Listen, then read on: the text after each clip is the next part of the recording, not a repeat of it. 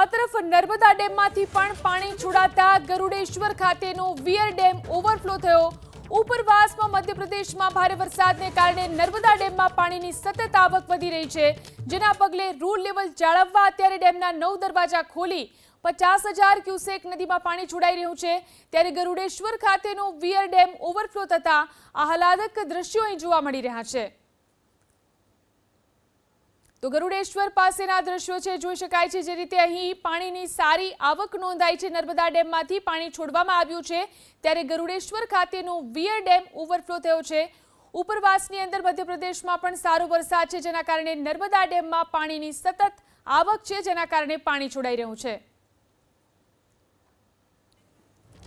તો આ તરફ સુરતનો વિયરકમ કોઝવે ફરી એકવાર ઓવરફ્લો થયો છે।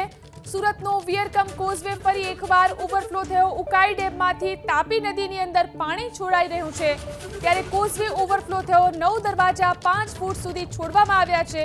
તાપી નદીમાંથી પાણી છોડાઈ રહ્યું છે। 95,514 ક્યુસેક પાણી તાપી નદીમાંથી છોડવામાં આવ્યું છે। સુરતનો વિયરકમ કોઝવે ફરી એકવાર ઓવરફ્લો થયો છે। જોઈ શકાય છે આ કોઝવેના દ્રશ્યો કે જે ફરી એકવાર ઓવરફ્લો થયો છે। ઉકાઈ ડેમમાંથી તાપી નદીમાં પાણી છોડાઈ રહ્યું છે, જેના કારણે આ કોઝવે ઓવરફ્લો થયો છે। 9 દરવાજા 5 ફૂટ સુધી ખોલી અને તાપી નદીમાં પાણી છોડાઈ રહ્યું છે। તાપી નદીમાં 95,514 ક્યુસેક પાણી છોડાયું।